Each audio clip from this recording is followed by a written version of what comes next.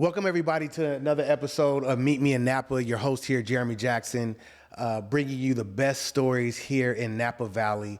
I'm so excited to have a special guest here today, Miss Lindsay Hoopes. How are you doing today? Great, thank you so much. Thank you. We got introduced by some familiar acquaintances of ours, and they introduced us months ago, and I heard your story, and I was really intrigued by it, and I really wanted to get to you, but I knew that there was a right and a proper time to do it, and today is the day. So I'm so glad that you are here sitting down with me to tell about your journey, your history, and of course, some of the challenges that you're facing here in Napa Valley.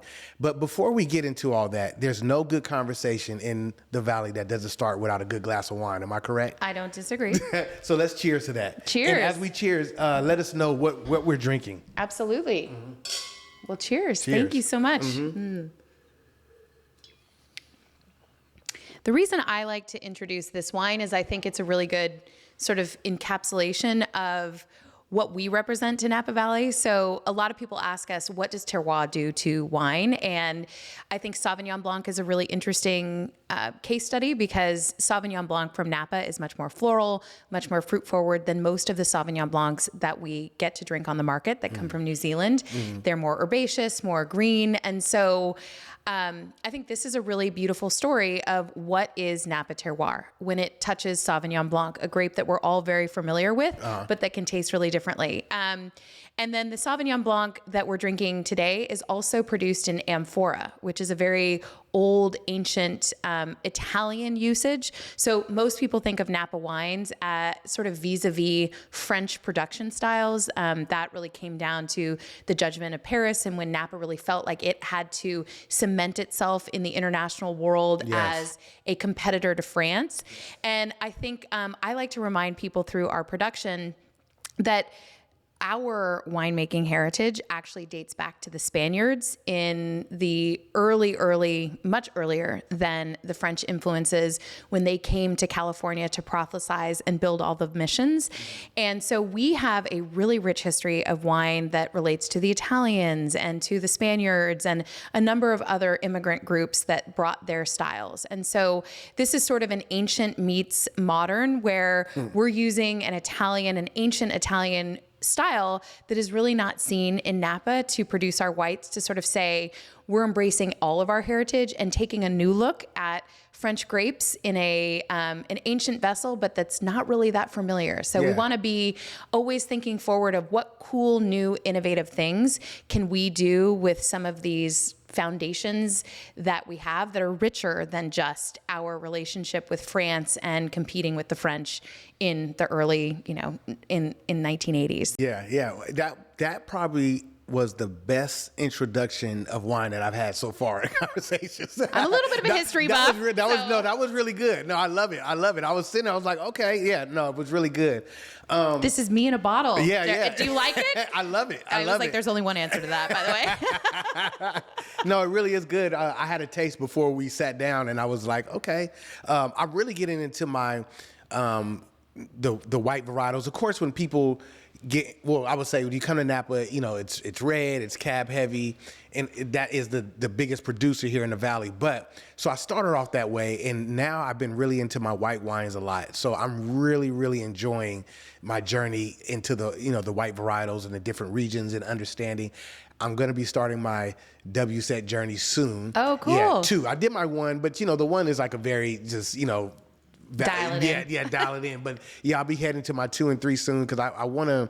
I'm having these in-depth conversations, and it's just you have to know these things, right? If you're going to continue these conversations. So, well, look at the beautiful day today. It is. It's hard to not enjoy. It's 88 in the middle of March, right? So this is California. You need whites, and actually, to give another plug for Napa. I mean, that's one of the other things that is really unique about Napa is we can grow cool weather grapes and warm weather grapes right next to the other. We have an incredible diversity, which makes it like a playground for winemakers. And I think that's often underrepresented. It's like, yes, we're known for cab. We are the best cab producer, I would say, in the world. But we also, what is unique is that we can do things that other places can't do. Which is basically provide for really high quality diversity across so many different varietals. I mean, we have tons of different soil types, 55 of the 100 that they've ever discovered in the world. We have amazing elevations from top to bottom, whereas Bordeaux only has sort of a level elevation of 59 meters above sea level. So, you know, we have a lot to work with and a lot to play with, and that's fun. You know, that's really fun. I think the only difference between here and the other regions is that they had a 3,000, 4,000 year head start, right? Sure. I found it interesting. I was listening to one of your conversations, and you had said a statistic and say that Napa only produces 4% of the world's wine.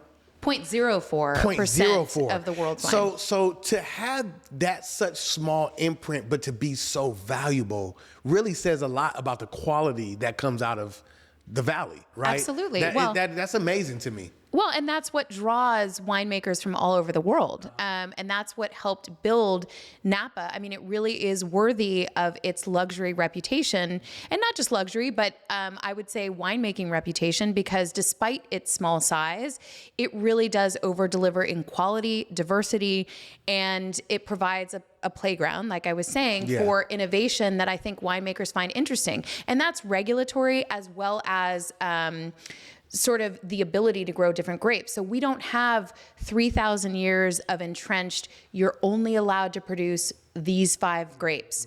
We actually have that sort of California Wild West, you know, do whatever you want. Rush, wow. Yeah. So, and I've seen us how in the last 20 years probably try to shift the other direction, where I think we're over-regulating a number of things. And I just want us to be mindful of the fact that that is what started piquing people's interest, not just consumers, but winemakers.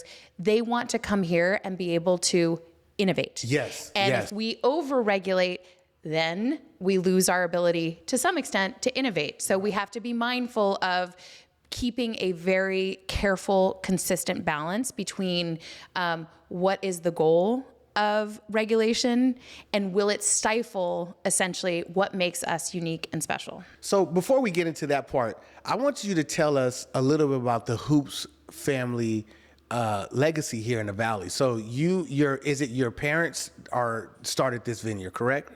Or yes. So my father started out as a grape grower in the early 1980s. We purchased a parcel. My father had retired out from the military, and is he from here? Where's he from originally? He's from southeastern Arizona. Okay, Arizona a very, boy. very small area called Safford, Arizona, which Hoopes is a big name there, but it's a small place. So there you go. But my dad actually left because his mother was a single mother. She moved him to Downey, California, and he put himself through school by working at IBM, going to USC, and then of course it was Vietnam. So he was drafted very early on in the military, but luckily he was a bad boy in high school, and so he was sent to Army Navy Academy. And he had a background in military that enabled him to graduate as an officer, which put him at an advantage. He actually started the ROTC program at UC Davis. So he was able to participate in the military during Vietnam, but he was drafted, I think, 3 times. But he stayed in as an officer building out their ROTC program at UC Davis. Okay. Cool. So that's how he ended up here. You know? So at the time, so he was in Davis. When did the viticulture program start at Davis? Was that already going, or was he there prior to that? He actually was not in viticulture. So my father's background really was in farming from his youth. From home, okay. You know, he grew up in a very large cotton producing area, Pima cotton, Pima, Arizona, Safford, Arizona, Thatcher, Arizona.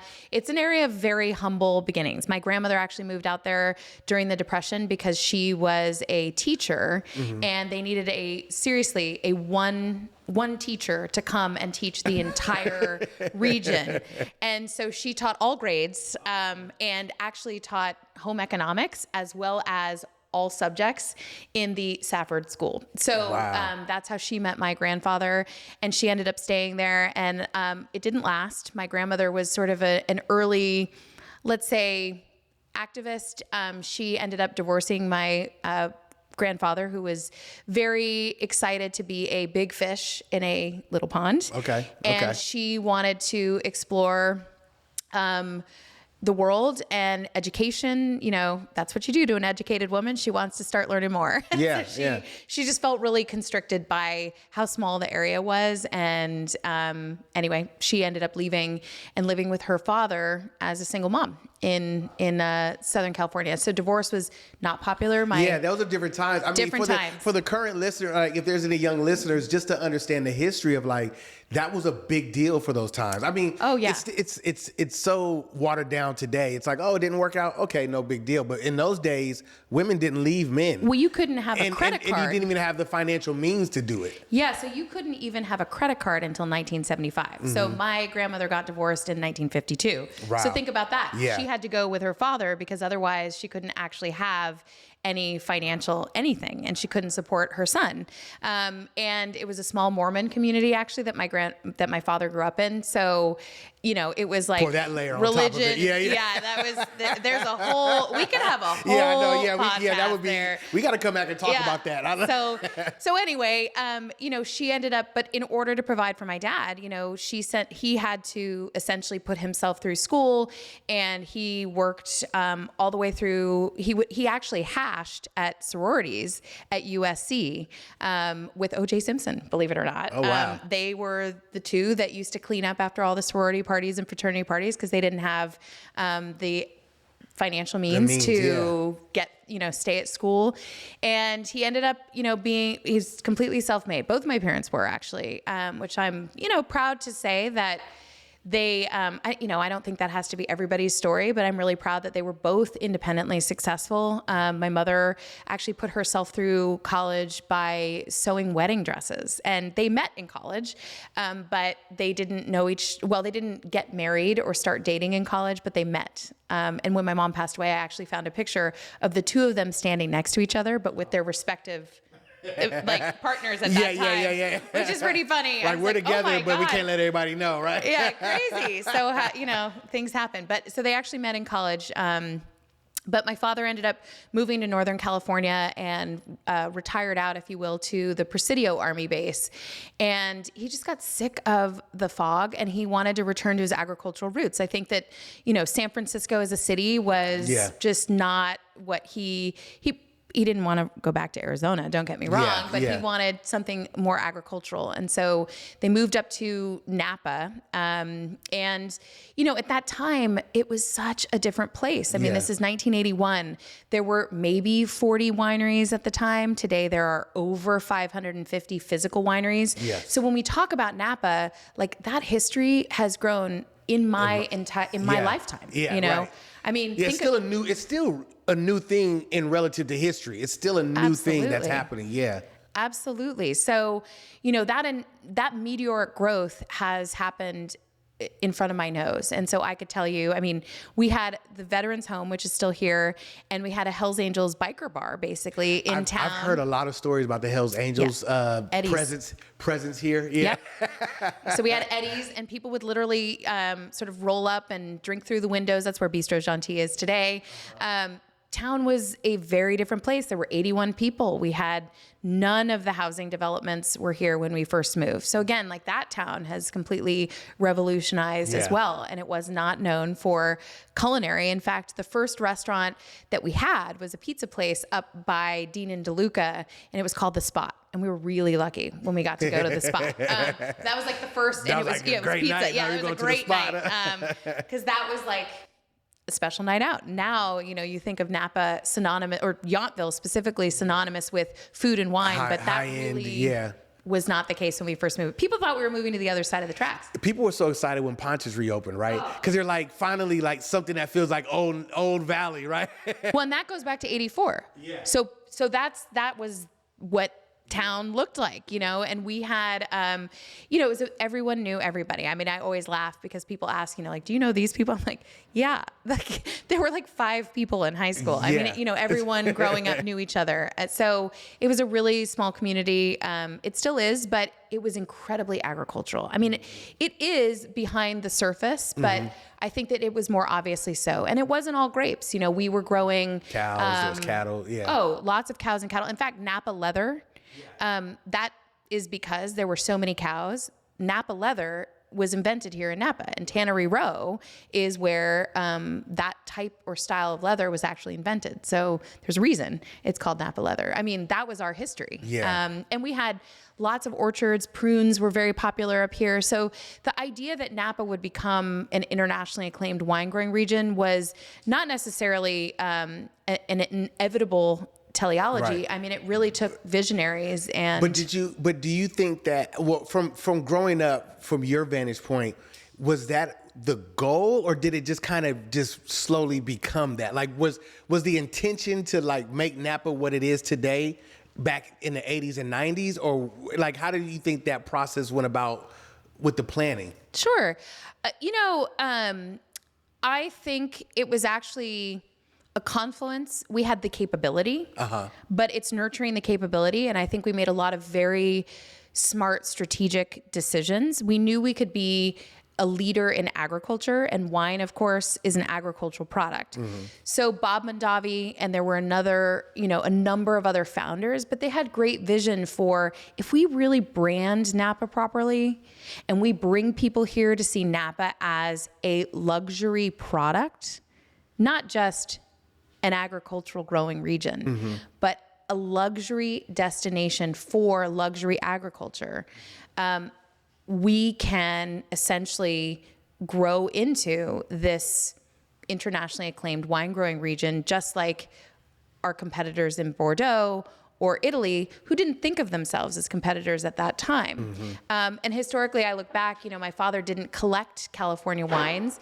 I joke with him all the time. I'm like, you were drinking all of these wines that were so famous. And he was like, nobody thought that we were going to be anything. But, Bob Mondavi and some of these original leaders had great vision. In fact, you're looking at Wapo Hill, which is where Bob Mondavi lived, on the top of that hill. On the top, right here? Yeah. Oh, okay. So that was... this was the epicenter of like vision for what agriculture could be. And I think that it's really important to appreciate that that vision always came in connection with positioning Napa as a place where people could come and drink wine. It was the lifestyle. It wasn't just grow grapes. It was, where can they come drink wine? Where can they come and see themselves aspirationally enjoying a glass of wine in a lifestyle that everybody wants to participate in, but maybe can only do that as a visitor or a guest. And we get to do it all the time. And, great food, great wine, beautiful weather. Like, we obviously had a lot of Mother Nature's gifts to work with. Yes. But, and like I said, from a wine growing perspective, we really do have sort of the perfect confluence of elements to make the best wine in the world. But it was strategic thinking about how to brand, how we connect with the consumer in a very unique way. And to this day, people all over the world are modeling how we connect with the consumer in now bourbons and whiskeys and all over the world. Yes, you see it in the spirits, all in other markets, yeah. Yeah, that was Napa. It wasn't California. It was Napa. And so I think that that's important, that it had to do with the consumer relationship. And, today we have to continue to think about, since it was the consumer relationship that I think really put us apart from a branding perspective, what is today's consumer wanting, right? And we have all of the things that they want. Right. But how do they want us to communicate with them? And how do they want to enjoy wine? We have to, I think, always continue to innovate in that scope. So I'm going to come back to that point right there, because that's a thread that I feel like happens through every conversation I'm having is about today's consumer. So after your upbringing here, you went to Georgetown, correct, for college? Well, I went to Phillips Academy. Phillips Academy, okay. My parents decided that I should go to boarding school because there were limited schools here. We didn't have a high school in Yountville. And since they come from education, that was that was important to them, that the type of education you receive was going to be at the same scale, I would assume. Well, they both put themselves through college. And so I would say that they realized how much of a leg up really great education gave them.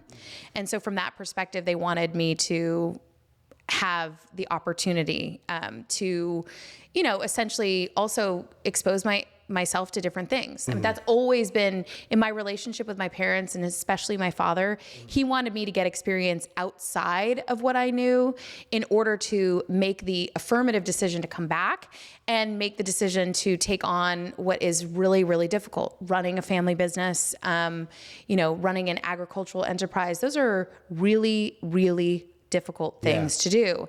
And we weren't coming into it with money. They were self-made. We were coming into it from what we were going to be able to build. And I wanted to ask you, so when your dad moved here, was this the land that he bought this plot, or did he live somewhere else and bought this later? Or when he moved here, this farm, this vineyard is where he moved to? No, so we moved 7 minutes from here. And this particular property we bought in 2017 through the Small Business Administration. We were the first the SBA, winery ever to fund through an SBA 7A loan. This is before the PPP, huh?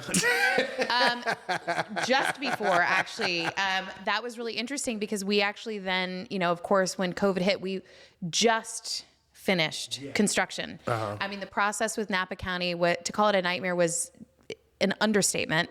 So where was he farming prior to getting this land here? Always in Oakville and Yountville. Okay, always in Oakville. So this was my vision. I decided that the consumer really needed to connect with how we were farming and with our family in order to fully understand our brand. We're tiny. We aren't able to get to the market with thousands of cases or trips or, those types of incentives, which are of questionable legality too. But we need people to connect to us because they know that this is an artisanal product. We are managing it from grape to bottle, and they like what we do. They like who we are. This is very much small wineries are brands, and they are a reflection of what do you think is interesting in a bottle, and what are we supporting when we buy this? Like, what type of small family business are we supporting? And not everybody cares about that,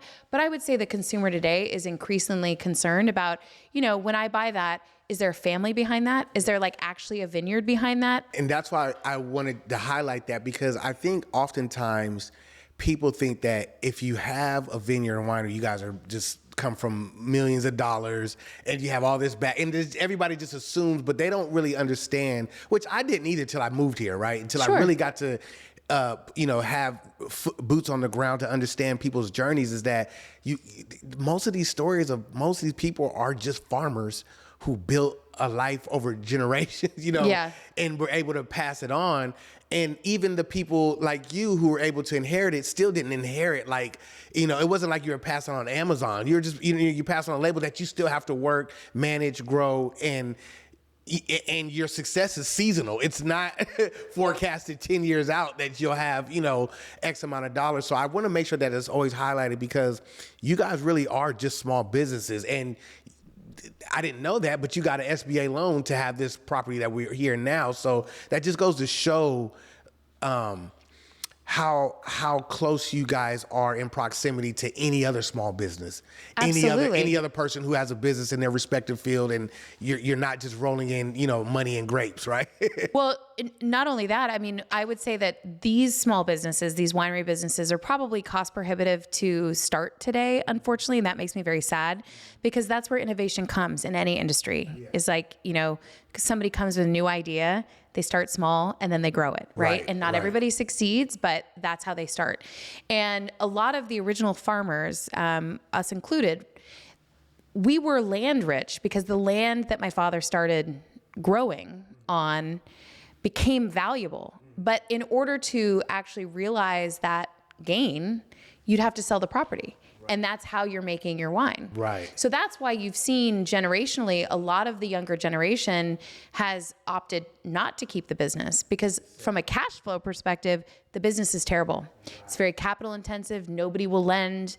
And it is incredibly cost prohibitive to operate. And we are an incredibly heavily regulated industry at the federal, state, and local level. Until very recently, you couldn't even ship wine outside. We have to work through the 3-tier system. And the 3-tier system is basically, harkens back to the old prohibition, mafia, where, you know, we have to sell our products through someone else and they want a cut. And it's an enormous cut of the margin. So a lot of times, really the only way to make money in small business is to have traffic locally. And luckily that's something that people like to do. You know, they like to come to the wineries and get a feeling for, why does this brand speak to me, resonate where others don't? So I'm gonna get a little close here, right? Because I think this is where the story is gonna shift for us. You're in a fight with the county right now. Well, you've taken a different posture. Yes. Because I think this is really serious, right? And I mean, you know, it's fun and the conversations and the history, but as I've researched what you're going through, and you know, you're the one going through it, so I know it's even more personal for you. But as for me, and I think about business, I think about politics, and I think about, on so many different levels, how the American story is about being able to start, invest, grow, build, innovate, sell, maybe, if that's what you choose to do. But it's also about handing down generationally, right? And so you are in a fight right now that is disrupting that process. What is the origin of that battle that you're having with the county right now? Where did it start, and kind of give us a overview of where it started and why it started and where are we at with it today? Yeah, I mean, if it's okay with you, I'd love to touch on what you said, which is, I think that, you know, as Americans, one of the things that has always set us apart is this cultural dream of anyone can come here and build and pass down this wealth that they can accumulate, whatever it is, or what they build, down to their next generation. And that is uniquely American. That is truly the American dream. There are no glass ceilings, and that everyone at least has access, whereas other places are much more prohibitive. And I think that, to be perfectly honest with you, that dream is long, long gone in Napa, at least for the vast majority of farmers who worked incredibly hard with dirt under their nails, not necessarily living particularly well themselves, but doing it knowing that they were going to be able to pass that down to their kids, that it was going to be worth the blood, sweat, and tears. And I think we are really running into an apex of disabling that multi-generational transition altogether. And there are a lot of factors, but we have to be incredibly mindful of what our history is, and the fact that small family farms built this community is a very important part of the cultural fabric of this community. We have to make sure that that stays alive. That does not mean that corporate entities can't come and be here. There's room for everybody. And in fact, like, small family businesses are not really the competitors to some of these larger entities. They largely have different customers, but they might share customers, and they might attract different types of people who realize, oh, now that I'm here, I'm interested in learning about all the different things that Napa can do and be, right? Correct. So I think we have to be really mindful of, like, fostering small business, and these small wineries are the small business equivalent of just like any other pipeline, right?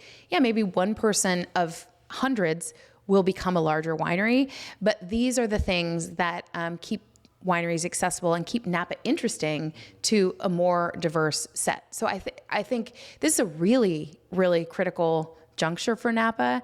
And unfortunately, I think, you know, this was the inability to transition multi-generationally was put into play a long, long, long time ago. And I really encourage all of our policymakers to take a step back and figure out, how can we make sure that we foster a hospitable environment for small businesses, either existing or the potential future ones. And it can't be that the only people that can enter the market are people who make tons of money in tech or in oil outside, and at 60 or 70 in their retirement come to purchase up wineries as their luxury sort of retirement. Like, right. That cannot be the pipeline for interesting innovation or small business. That's not the definition of small business. So, you know, interestingly, we're not a new winery. You know, this particular property itself is really the crux of the dispute. It was entitled in 1984. So this property has been actually operating as a winery since the early 1980s. We actually predate, I would say at this point, probably 70% of all wineries that exist, if not more. Wow. And there were, it was the Wild West in the 80s and 70s. They didn't actually require wineries to even obtain use permits in this particular area until the late 70s. And then in 1990, they did a huge restructuring of basically how wineries were going to be regulated, because they realized that after the judgment of Paris and interest that was increasing in Napa, that they need to plan what future development would look like. That's what all places do. Have more structure behind it, yeah. Yeah, Instead you of have free to fall. be mindful. When you are watching a lot of development, you have to say, okay, if our jewel in the crown is agriculture, how can we make sure that this place stays true to agriculture? That stays protected, yeah. Right? Yeah. While at the same time conferring some sort of financial benefit to the people who stay in agriculture. If it's not financially beneficial, people won't work in it. What's the point? Yeah. Right? So the only people that can afford to have enormously, let's say landscaped vineyards that do not return revenue are just incredibly wealthy people. No one's going to farm that for fun. Right. I mean, this is a business. This is an industry. So just like the tomatoes that go into canned tomatoes and get distributed all over the United States, like you have to be able to support your family on the farming. You got to be able to make things. a profit. Yeah, somehow. Yeah.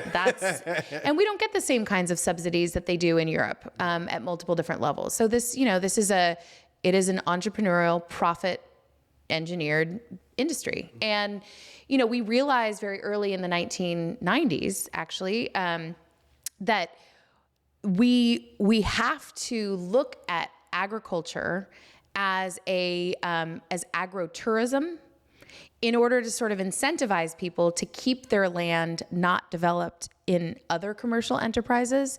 And how are we going to do that? Because growing grapes on its face, even today, and actually especially today, I mean, it's cyclical. It's just like any commodity market. It's not always going to generate a lot of revenue itself. Right. And it's going to be tethered to supply and demand. Tomatoes, I mean, it is no different than tomatoes, right?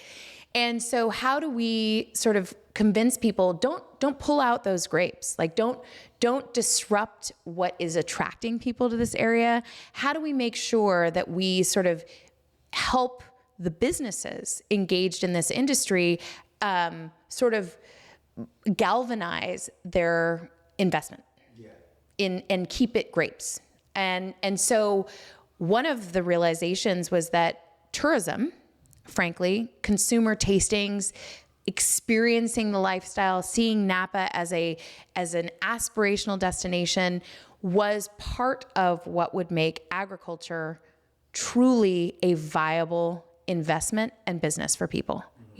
If we can help them return revenue on the consumer aspect of it, it doesn't matter how much the grape price fluctuates. It also can, quote, artificially inflate the price of grapes. Because if you look at how much people can sell grapes for in the Central Valley, people aren't going there to say, oh, let's go look at Modesto grapes, Right. I mean, maybe they should, maybe they can. I'm nothing against Modesto. I know what you're saying. Yeah.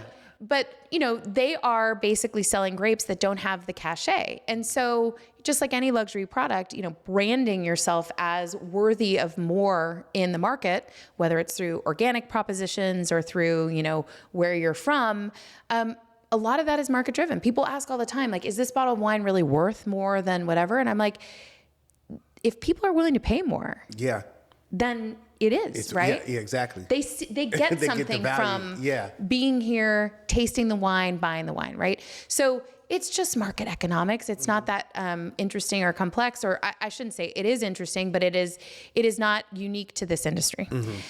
And so in 1991, we actually redefined agriculture, by the way, as a community. It is in our legislated codes. Is that state or is that local here? Okay, local, okay. Local. That says that agriculture is to be defined by these commercially and consumer-centric propositions as well. Now, and when that happened, was somebody like your father, was he on the side of how it got redefined? Was he one of the voices that influenced that, or was he kind of against it at the time? Do you know? Well, I think that everyone has always seen drinking wine and consuming wine and tours and tastings as an integral part of the enjoyment and sale of wine, right? I don't think anyone in their right mind has ever been, quote, against consumers coming and trying wine. I don't even ever think that there's been a business that would contemplate operating without allowing consumers to try the wine. Yeah. I mean, think about it. You go to the farmer's market and you get pieces of peach to decide which peach you want to try. Yeah. You know, I mean, try Costco. I mean, you try food at Costco because they know that induces and incentivizes purchase. This is like an inextricable component of consumers buying food. Like, give them a taste. If they like it, they buy it. You try on clothes. Yeah. Like, hello, you know. I mean, so you got to try it. Yeah, you got to try it. You know, and I'm sure you're old enough to remember, like, when the internet first came out, people don't just like they were uncomfortable buying clothes. Yeah. Because they were like, I don't know if it's going to fit. Yeah. So there was a movement of like... Yeah, there was a thing like you keep buying online, and now stores are closing because everybody buys online. Well, because they implemented the try it. If you don't like it, you can return it. Yeah. Guess what? I can't return wine. Yeah. Once you've drunk it, it's done. Please don't give it back, right? You know, we're there, right? So I think what was interesting is there were this entire universe of wineries that pre-existed all of this regulation in 1990. And they're called the Pre-Winery Definition Ordinance wineries, sort of by colloquial terms. But they're basically like all the wineries that were established before 1990. And that is what this winery is. And all of these wineries came into existence through different means. Some had use permits, some didn't, because a lot of them were developed before 1900. A lot of them were developed before use permits were even required. Yeah. Some of them were developed in what we have, which is called the Small Winery Use Permit Exemption, which was an exemption which, by the way I've been able to interpret it through legislative drafting, was an acknowledgement that some of these small wineries, based on their size and output, are just simply, because of their size, not environmentally significant. In other words, they are exempt from having to go through this enormous use permit process. But use permit or no use permit, it's an entitlement. What is a land use entitlement? I mean, I don't want to get too like, who cares? Well, I was just gonna say, so from those regulations to what your fight is, how does that incorporate into what you're actually going through with the county now? Well, the county's perspective is that we are a winery. We're allowed to see unlimited people here to come and buy wine. We are just not allowed to pour glasses of wine for them to taste. And so I can come here and buy your bottle, but I can't drink it here. Correct. Okay. And a few other things. I'm not allowed to market with animals, which I don't know what that means. Okay. We'll talk about that. So I just want to be clear, because I've drunk glasses of wine at wineries. Everywhere. Yeah. So what makes this situation different here? I think the interpretation is in conflict with the local code. I think that interpretation is in conflict with the intent of how these small winery exemptions were created. The county's interpretation is in conflict with their own records of winery databases that say some were allowed, some aren't. Certain small winery exemptions exist today and very publicly advertised tastings. Some of the most prestigious wineries have the exact same use permit exemption that we do. Harlan, Bond, and nobody's attacking them. So the reason that, in my mind, it's nonsensical. And I think, there isn't a single person on the county or in the wine industry, but definitely in the wine industry, who doesn't understand how critical it is that you be allowed to pour a glass of wine for somebody to be able to sell them. So in other words, telling me that I can sell people wine here is essentially stripping me of my ability to sell to them, because nobody comes to buy wine in Napa unless they can try. Unless they can drink it. Yeah, of course. So, okay, so I'm trying to think of this like as a fifth grader, right? So if you have a winery and you have a tasting room, right? I'm still trying to figure out, why are you or certain other wineries not allowed to have people taste in your tasting room? And why is it for some and not everyone? I mean, I think that those are the issues that are at the crux of our defense, but also our federal lawsuit, which is that if that's true, it's unfair. If that's true, it's an overreach on local regulation, because it disables our ability to actually operate as a winery. Right. You know, again, it's a paper tiger. If you say I can sell, but people can't try it first, well, they're going to go to somebody else to buy, and I can't really sell. You know, you're basically, you're saying I can sell, but really stripping me of the functional ability to do that. Are there, how many other wineries, to your knowledge, are under this same regulation? Well, the problem is it's like a consistently moving target. You know, I think the county has stopped producing the winery database because they realize that they don't know how to interpret their old historic permits. From 1990 until 2012, the county actually didn't record entitlements. When they changed the zoning in 1990, they didn't actually go back and say, here are the guidelines for interpreting what all of these entitlements say, which frankly, I think is because everybody has always acknowledged and appreciated that tastings really isn't in dispute. If you are, quote, entitled as a winery, you're a winery. Wineries are allowed to do the accessory uses of winery, which is tours, tastings. Now, starting in 2012, when people would come and apply for a brand new winery, they all of a sudden had to start complying with codes and regulations that said, okay, if you want this number of foot traffic, you can see this many people on a day. We need to see whether or not the roads can accommodate this kind of traffic. But again, we predate all of that stuff. Those were not evaluations that they did back at the time. So how did this fight land at your doorstep? What were the things that took place that the fight? Because if you were already doing this, then how did this battle land at your doorstep? You know, honestly, I stay up pretty much every night trying to figure that out. Mm-hmm. You know, I don't know if I was outspoken and became a target. We never had a public complaint, not in over 40 years of operation. The county never actually came to the property before they filed the lawsuit, even though they'd approved 5 permits for the remodeling of the premises. And I think that that's really telling. They didn't care what was going on at the property, but they quite clearly wanted to use us as an example, whether it was a personally motivated, whether it was just because, we were the unlucky pull this jerk out of a hat. But, there's no doubt that there are a number of other small winery exemptions that they know operate in this exact same way, and they've never gone after them.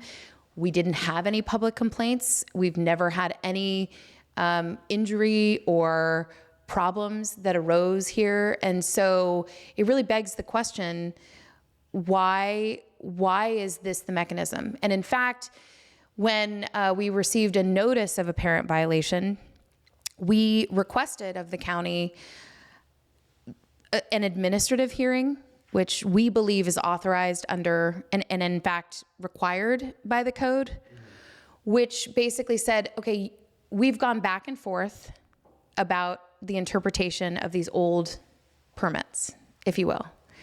And we are licensed by the state of California. Before the state of California gave us our winery license, which is tethered to a property, they sent Napa County a notice that basically said, are they allowed to operate as a winery?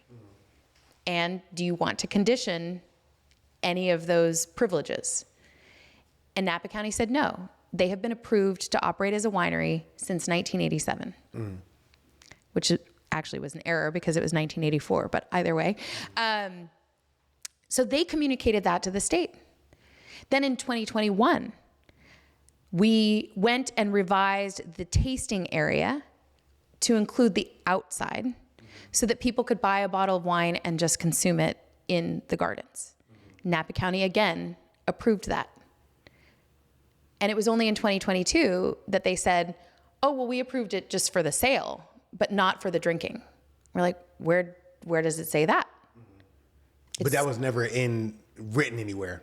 Well, you know, this is potentially a little bit too legalese, but I mean, Napa County doesn't license winery operations. They can't. It's the state ABC. So just like, you know, in a downtown area, a restaurant has to apply.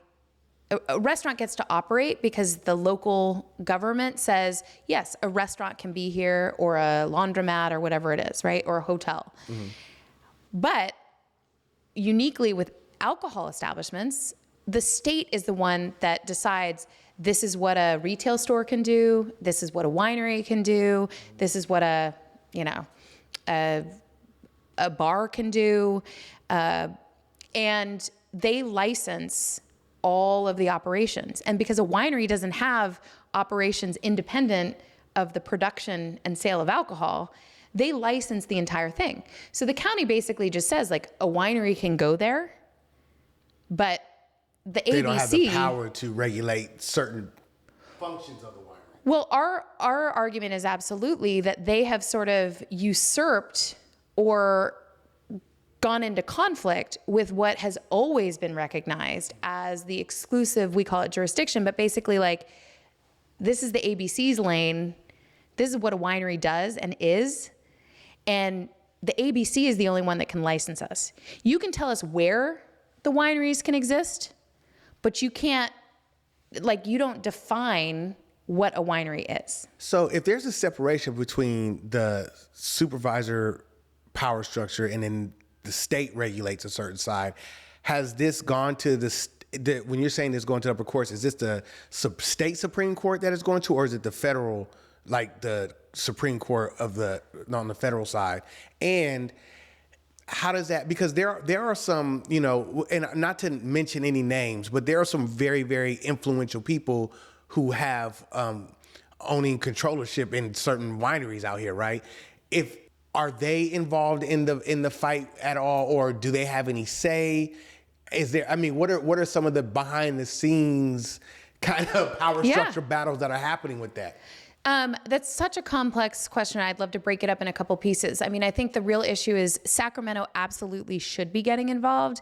And the reason is not just because there are members of, you know, in high places who also have personal financial interests in the wine industry, but because this is a statewide issue of, you know, where are the boundaries of local government regulation when it comes to alcohol and state regulation? Because right now the two are in conflict in my case. Okay. And so this doesn't just impact me. This impacts every single alcohol purveyor, not even just wineries.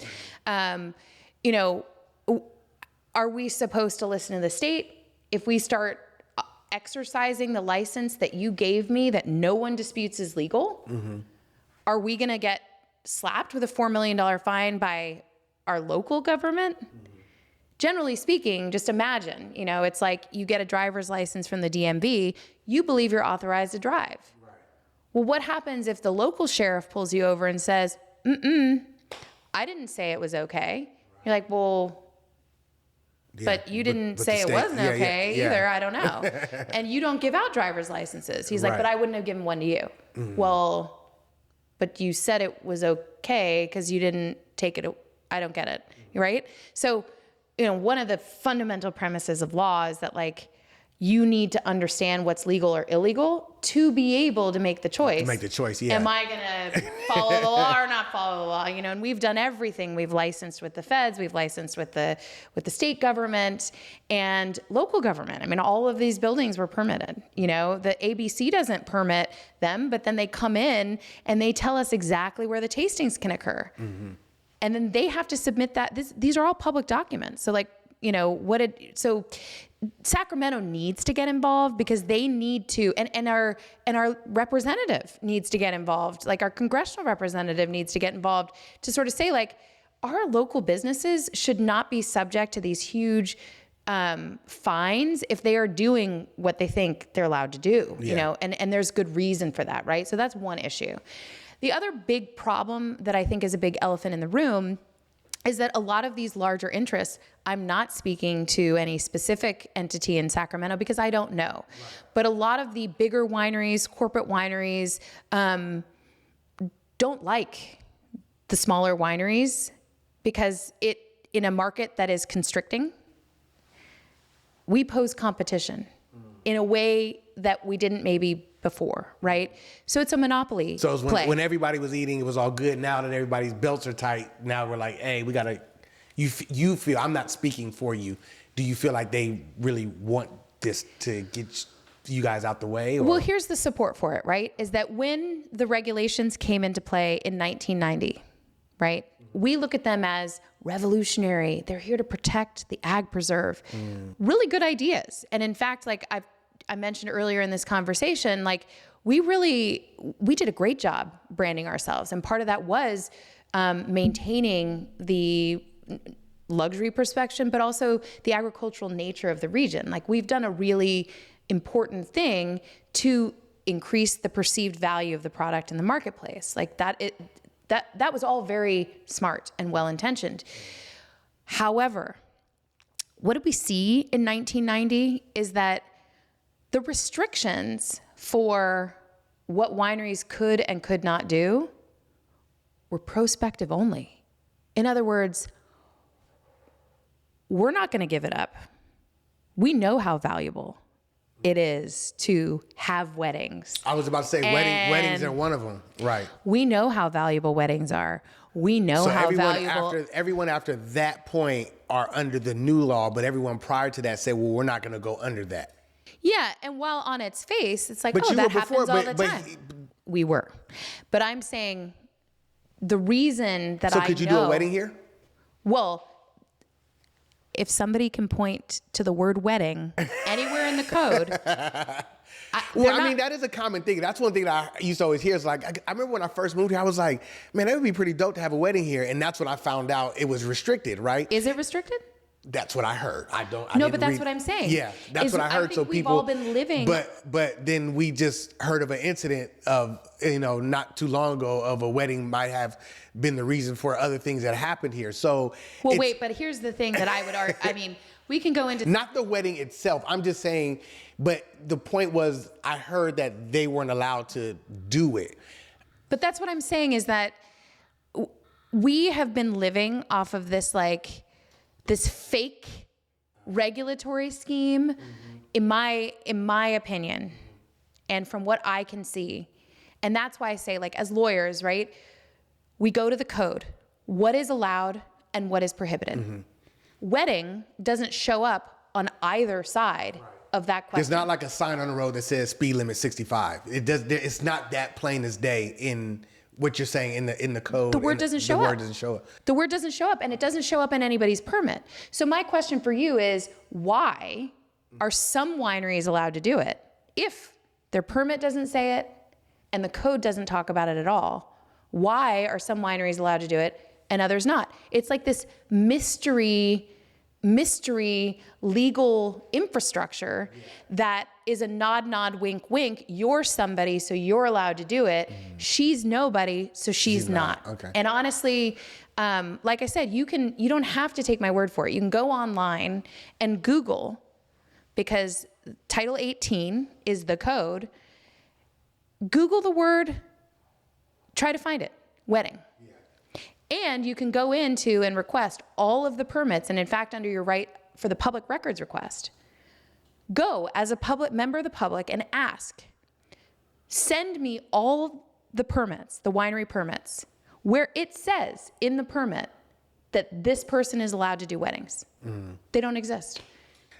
So my question is here, because we can like break down very, you're a legal mind, you're a lawyer. I don't think we touched on that if people don't already know. But what are the implications if you win, and what are the implications if the county wins in this battle for the valley as you see it? In the wine industry and the farmers and everyone, I would assume. Yeah, well, I guess what I want to sort of say holistically is that like everyone has a right.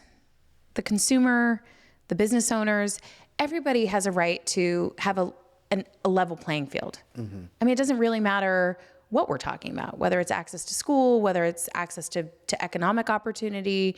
And look, there are distinctions already entrenched in our lives, like who we're born to. I mean, you know, we're always working upstream on a number of different things, mm-hmm. but at least our local government should apply the rules equally and fairly and equally as to all.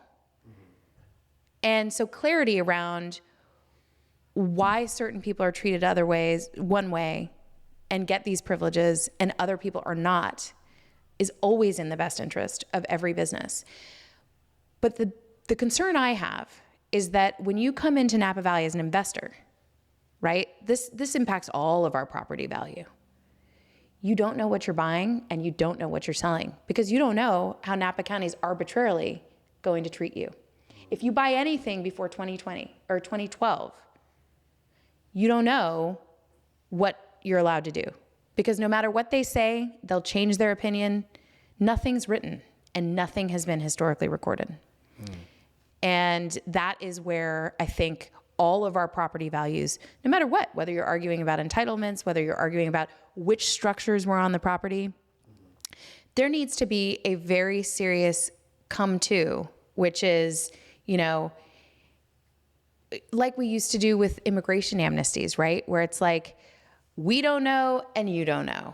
And so let's just come to what is a workable playing field? Mm-hmm. How can you continue to operate your business? Let's stick a stake in the mud and say anyone from before 1990 is allowed to taste wine because we don't have a reason to deny them that right. Mm-hmm. We know it's a critical function. We don't actually have any laws that say that they couldn't do it. We don't have any laws that say that they could do it. All the people who were operating at that time say this is how they always operated. Mm-hmm. So for anyone buying a property before this time, we are just going to acknowledge that they are allowed to operate a winery with the critical functions that we say and know they need to have. Again, no one's disputing that this is a winery and it's licensed by the ABC for all of these things. Mm-hmm. They're saying arbitrarily, yeah, but no consumption here. They're saying arbitrarily over there, but no weddings there, but here.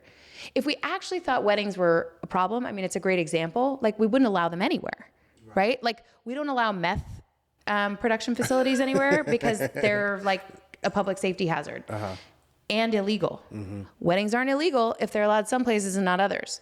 And this isn't a grandfather issue because it would be a grandfathering issue. You hear this term thrown around all the time. And I'm like, can we sit down and have a legal lesson here? Like, grandfathering means that the use is no longer allowed, but because you did it up to now, you are allowed to keep doing it. Well, the use is not wedding.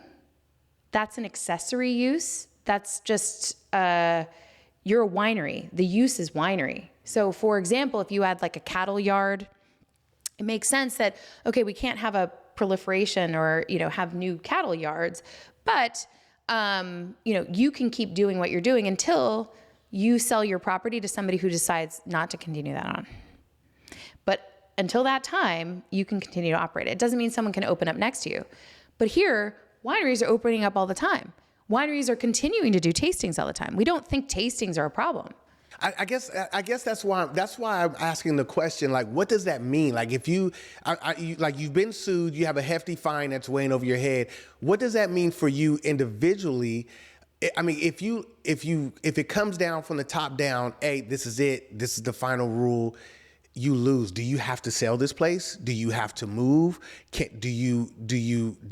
does that affect your community, your neighbors who might be in that same position? Like, what are the lasting effects in this battle that you're having? Because it's almost like, for instance, we just had the Supreme Court with the tariffs, right? Mm-hmm. And there was that battle. The Supreme Court said, bam, no. So now there's effects. If they would have said yes, how the current administration could have continued to move forward, but they halted that. So how does that look for the Hoopes family, but how does that look for your neighbors who are in your same predicament and who are not? And I understand you're saying because it's really not even defined clearly. So how would we even know? So I guess your case is bringing like a final answer to the situation. And what are the pros and how does that look either way the hammer drops? Yeah. I mean, there's so many issues raised with our case that it's really difficult to sort of capsule answer that. I think ultimately the county has to decide fundamentally who it wants to be. You know, if they want to encourage investment in the community from outside inside, I think optically this transaction has really dissuaded wineries from wanting to operate. Mm-hmm. I think it's dissuaded external investors from wanting to come and invest in Napa.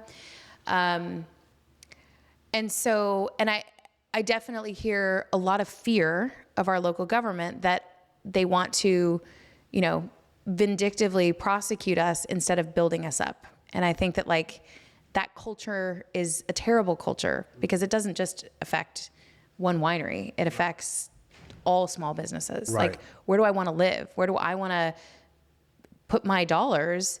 Because I'm trying to build a future for my kids. I mean, I'm a mother of 4.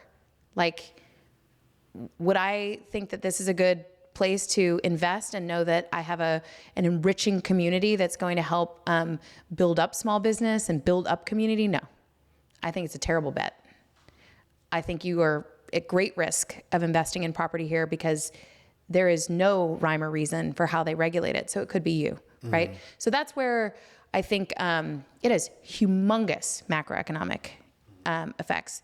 And it's really destabilized, I think, our relationship with our local government and really brought a lot of fear to the business owners that will leave, right? And new ones won't come in, right? So that's a big problem. I'm only one of 250 wineries that predate 1990. You're going to go through this with every one? Mm-hmm. If you don't, it means that you were targeting me. Good for me in my federal case. But do you really want, do you really want to be doing this? I mean, it highlights the fact that why don't we sit down at the table, which I recommended multiple times, let's come up with a workable interpretation of what all these things are. Mm-hmm. Let's have an administrative hearing so that we don't have to go through this huge costly litigation. We requested an administrative hearing in 2020 to say okay, we just don't agree on what this does. Give me a ruling that I can then appeal to the court and let's let the courts decide. We don't need to fight. Right. They refused. They wanted to air this out publicly to make a show. And I think that that's, most of the fine is the cost that they incurred in litigating against me, even though I requested to have an administrative hearing. Mm. In other words, it was don't you dare fight us, because if you fight us, you're going to be paying for your own prosecution. In my mind, that is so unconstitutional. It's actually inarticulable. Where are you at in the process now? What's next for you in the legal aspect as we, kind of understand what's going on next? I mean, is there a court date next? Are you just in limbo? What's happening next? Yeah, I mean, procedurally, it's so funny. I have we've had so many lawyers look at this case, and everybody's always what is going on? So it's always a little bit difficult to capsule that too. The Pacific Legal Foundation has, I don't know if you're familiar with them. They are essentially a pro bono property rights, economic rights group. They've won 18 of the 21 cases that they've taken to the United States Supreme Court. Most entities don't even take, the Supreme Court has to grant you cert. Yeah. So the way that they, select their cases, I don't want to speak for them, is just that like when there are egregious violations of constitutional rights that they think that they can benefit the country by advocating for, they take them on.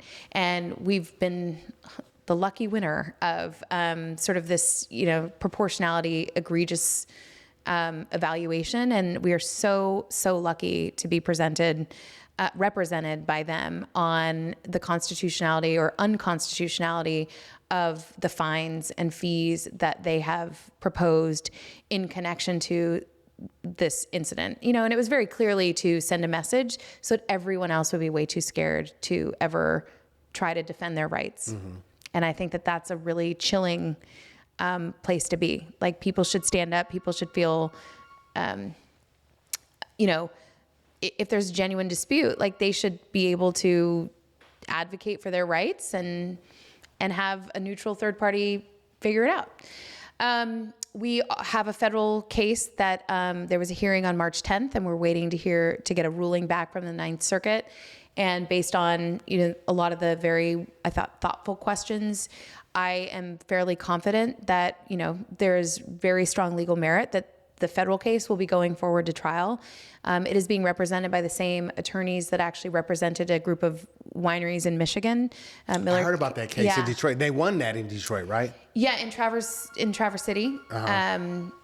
So they won about $50 million in damages, and those were Michigan dollars, right? So, California industry is substantially more lucrative. There are way more wineries. So I think that it's unfortunate always when we have to bring litigation to have the conversation of all we're asking for is to be able to operate in an economically viable way.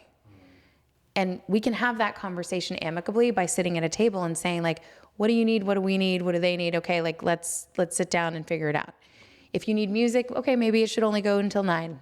Or if you need tastings because that's how you sell your wine vis-a-vis everyone else who's selling their wine that way. If you're a consumer and you have a choice, I can taste it here, I can't taste it here, well, I'm going to go there. That's obvious, right? So if everybody needs tastings, maybe it's restricting the number of people to what can safely fit in the room. Right. Not, that inherently, if you're a bigger winery, you're going to see more people. Yeah. But that's fair. We don't tell other types of businesses, you can have 2 customers, you can have 5, and I can tell you they're arbitrary. Right. Because we've run all the numbers, right? So they have no correlation to parking or septic or anything else, even though the county always says that. If you actually run the numbers, it's just not true. And then, I think we have our state case that, every appeal, like the tariffs case, right? I mean, the Supreme Court gets to decide. Mm-hmm. And it doesn't mean that they agree with the lower courts. Every appellate court was a judge that made the wrong decision, And so as a lawyer, as a business owner, it's really difficult. We've had to bear the costs of this, and it has produced incredible financial trauma and emotional trauma to our family. Yeah. I mean, an incredible amount. I've had to watch my dad sort of see everything that he built over decades just disappear. It's terrible. But what I can say is that, one of the benefits of being a lawyer, at least, is that I think I can take an objective view of the legal merits. Mm-hmm. And there's no doubt in my mind that on the law, the issue should be appealed in terms of the merits. And there's no doubt in my sort of legal opinion that the fines are unconstitutional. And there's also no doubt in my mind that there's been a lot of unethical behavior underlying this that I hope, that I just don't think benefits the community. And I really hope that the county takes an internal look on, who do we want to be? Who do we want to be going forward? Do we want to attract people who are young, who are innovative, who are excited about building the community? I mean, again, I have 4 kids. Like, I'm trying to maybe single-handedly repopulate Yountville, But do we want to support our next generation and give them some security and safety that what they put in, they will be able to get back and give to their kids, like the American dream? Or do we want to say, stay in your lane and do what we tell you? I mean, who do we want to be as a community? And I honestly think that they have the opportunity to come in today and say, you know what, right or wrong, this is not the path. Like, we shouldn't be fighting this out. We should be sitting at a table. That's all the small wineries I've talked to, that's all they want. Yeah. I don't want to win in court. I don't care. Yeah.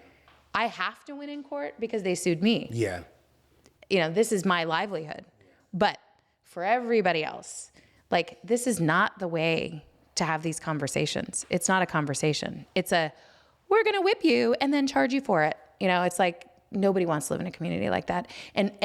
And trust me, other wineries are looking at what they're doing and don't want to be here either. I mean, they don't have to take my word for it.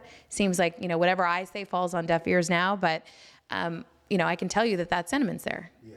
And so I wouldn't, you know, why would you invest here? Why would you move here? Wow. Well, thank you for sharing your story. I think it was important that that I come to you, and like I said, we had this relationship and we've been some time to get here, but it was important that you were on the podcast and you were able to tell this. I think hopefully this will reach a demographic of people who might not understand or might not know, and this can get some support just to get an answer. If anything else, let's get some answers, right? Let's just not live in limbo. And I wish you the best. I wish you much success in your journey. I hope that what I'm doing right now is not illegal, because you just poured me a glass of wine. So I hope I'm not getting in trouble or get you in trouble. But all honesty, not to make light of it, one of the things, even doing some background research of just that caught me is like, yes, farmers came, they built something and handed it to their children, and it shouldn't just be stripped away. And so I hope that you get the results that you want. And I hope the community at large gets the results that they want, so Napa can continue. I moved here a few years ago. I'm having the time of my life. And I don't want that to go away. You know what I mean? And so, and I'm hoping to build a legacy here that I can hopefully pass on to one day. So, yeah, I mean, you know, the schools, when they, you know, we lost the Yountville school. Yes. My middle son was the last son born in St. Helena. I mean, when you start losing hospitals, yes, you start losing schools, like, you realize that you are losing, yeah, like, that next generation. And I appreciate that you've moved. And I have to imagine that you want your next generation to have schools, to have the infrastructures that they'll want to stay to, or have the option, yeah, you know? And that's all we're trying to build is community. And so, you know, a little plug for the Coop. You know, we took over the farm stand in Yountville, yes, and yes, all of the produce that we grow here is being produced at the Coop. And the idea is that we convey a benefit to, you know, we give a discount to the Yountville residents, and we convert any produce that's going to waste. We either feed it to the animals or we turn it into food for people to consume, you know, very, very healthy farm to table food, particularly for the community in Yountville that doesn't necessarily cook for themselves. And I just think that that's the beautiful, that is the agricultural community that we, that I want to see more of. Like, let's build more of these types of businesses that can stay viable, because they create a lot of community purpose that I think is, you know, we don't always all go to tasting rooms, but what we do is we want a place to go and drink a beautiful glass, you know, drink a glass of wine and let our kids run around and learn about the farm. Yeah. And we need more of those. Well, thank you very much. Cheers to you. Cheers. And everything that you have going on. Much success. And thank you guys for listening on this episode of Meet Me in Napa podcast, where you're going to find the best stories here in Napa Valley. We'll see you on the next one. Peace.